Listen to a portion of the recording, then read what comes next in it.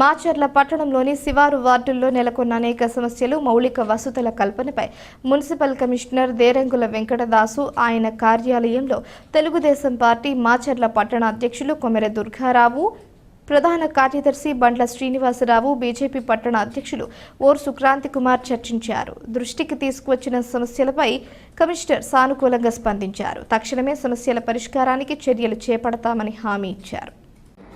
అదే కాలం one side కాలం లేదు, one side కాలం ఉంది అమ్మ. అందుకే ఇప్పుడు దానికి అలా ఒక కాలం ఏదైనా అలా పైప్ లైన్ ఉంది, పైప్ లైన్ ఉంది, కాలం అనేది సిట్ కాదు. అవును, ఒకసారి మనం రోడ్ వేసినప్పుడు కూడా కాలం వేయాలని చెప్పేసి ఆ బొమ్మలు తీర్చారు. కానీ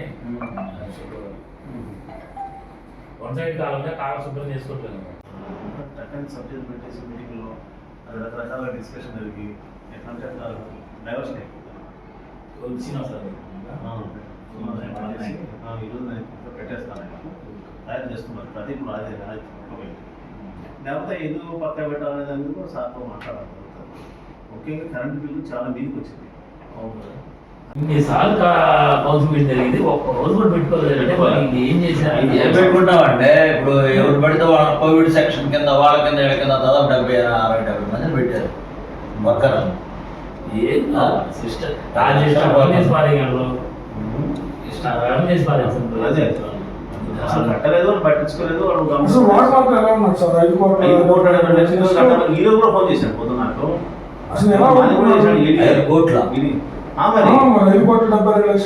రూపాయలు అట్లా మున్సిపాలిటీ నుంచి నెల ఓవర్ 10 లక్షలు కడతారు. అర్థం కాదు. మీరు రాగానే ఎమ్మటే చెప్పారు కదా, కోవిడ్ వాళ్ళు వద్దాయా మాకు జీతాలు ఇవ్వలేమని. మీరు రాగానే చెప్పాను, ఎమ్మటే చెప్పారు. నా విషయాలు గురువు ఉన్నాడు ఆ టైంలో. పరిస్థితి బాగోలేదని అని చెప్పారు కూడా అక్కడికి.